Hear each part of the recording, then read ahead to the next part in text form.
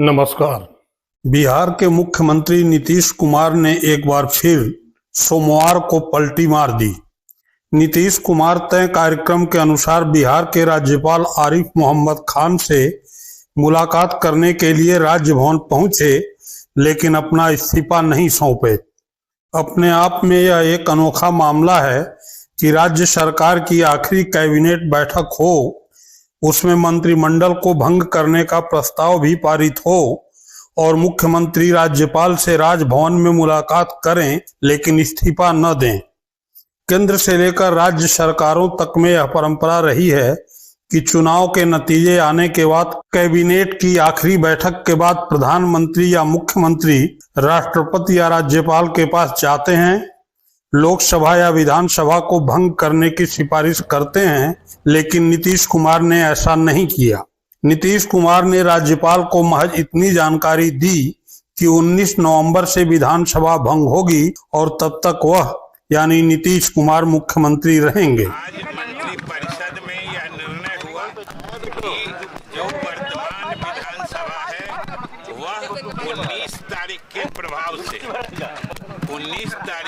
प्रभाव से वर्तमान विधानसभा को विघटित करने की अनुशंसा कैबिनेट ने की है, जो मुख्यमंत्री जी के माध्यम से मुख्यमंत्री जी के द्वारा अभी महामहिम को दे दिया गया है कि 19 तारीख के प्रभाव से वर्तमान विधानसभा का विघटन किया जाए। ये पहला प्रस्ताव था।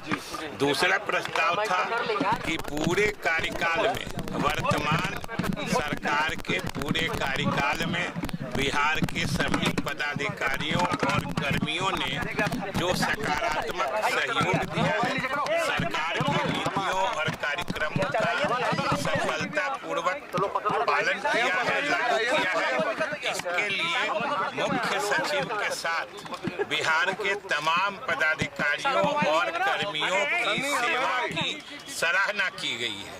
और तीसरा प्रस्ताव कि जो अभी तत्काल तुरंत जो संपन्न हुआ है आम चुनाव, उसमें एनडीए को नीतीश कुमार जी के नेतृत्व में जो इतनी भारी सफलता मिली है, जो प्रचंड बहुमत मिला है, इसके लिए मंत्रिपरिषद ने मुख्यमंत्री जी को बधाई देते हुए उनके प्रति आभार प्रकट किया कि उनके नेतृत्व में आज एनडीए अपने सफलता के चरम पर पहुंचा हुआ है। इसके लिए मुख्यमंत्री जी के प्रति आभार प्रकट किया।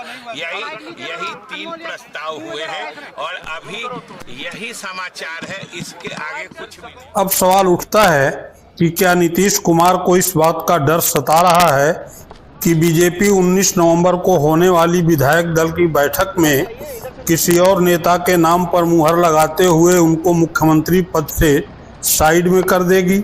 इसलिए नीतीश कुमार ने 19 नवंबर तक इस्तीफे को टाल दिया है। नीतीश के मन में जो भी हो, लेकिन उनके इस कदम से दिल्ली हिल गई।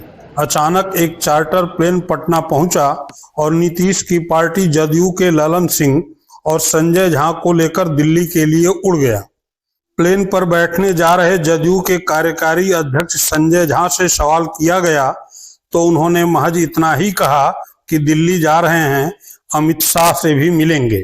पता चला कि प्लेन अमित शाह ने ही भेजा था। इस बीच नीतीश के महागठबंधन के साथ जाने और सरकार बनाने की बात भी सामने आई। कांग्रेस नेता राशिद अली तो बाकायदा फार्मूला लेकर सामने आ गए कि कैसे नीतीश और महागठबंधन सरकार बना सकते हैं और 5 साल तक चला सकते हैं। नीतीश कुमार को अगर आज मुख्यमंत्री बना भी देंगे तो बीजेपी उन्हें 5 साल पूरे नहीं करने देगी, और इसलिए करने नहीं देगी कि नीतीश कुमार जी को अगर वो एनडीए से बाहर भी कर दे तो उन्हें 2-4 एमएलए की जरूरत है। महाराष्ट्र में अगर वो पूरी पार्टी तोड़ सकते हैं तो 2-4 एमएलए को तोड़ना तो बच्चों का खेल है उनके लिए।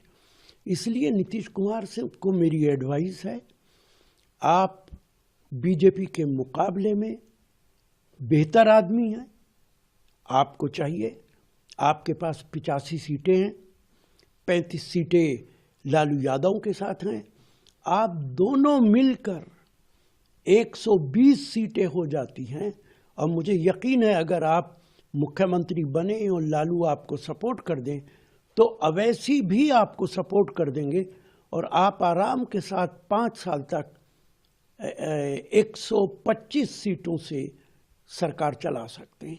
ज़्यादा बेहतर होगा कि आप बीजेपी का साथ छोड़ दें, लालू के साथ आएं और मुख्यमंत्री बने और 5 साल तक सरकार। दूसरी तरफ हम पार्टी के मुखिया जीतन राम मांझी ने दिल्ली में बयान देकर यह साफ कर दिया कि एनडीए में सब कुछ ठीक नहीं चल रहा है। मांझी ने जब अपनी कसक को प्रेस से साझा किया तो स्पष्ट हो गया कि वह भी मोदी और शाह से संतुष्ट नहीं हैं। समय आने पर वह भी नीतीश के साथ एनडीए छोड़ सकते हैं।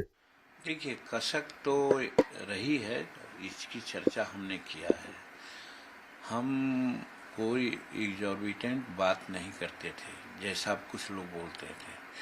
आज 10 वर्ष की पार्टी हमारी हो गई है। 2015 में गठन हुआ है और 2025 आज हो रहा है।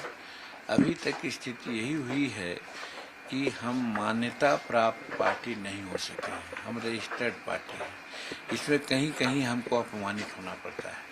जैसे इलेक्शन कमीशन यहाँ से जाती है, वो पॉलिटिकल पार्टी को बुलाती है, तो पॉलिटिकल पार्टी में हम गिनती नहीं आते हैं, हम तो क्षेत्रीय पार्टी आ जाते हैं, तो वहाँ पर दुख होता है। फिर अब चुनाव हुआ, वोटर लिस्ट का बंटवारा हुआ, वोटर लिस्ट जो रजिस्टर्ड पार्टी होते हैं, इनकी मान्यता प्राप्त होते हैं, उनको मुफ्त दी जाती है, हमको नहीं मिला।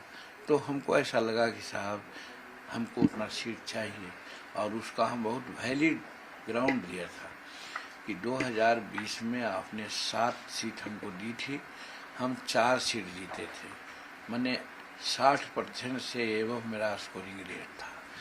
अगर आप 15 सीट देते हैं तो 4 दुनिया 8 सीट हम जीतेंगे, और 8 सीट सफिशिएंट है मान्यता प्राप्त होने के लिए।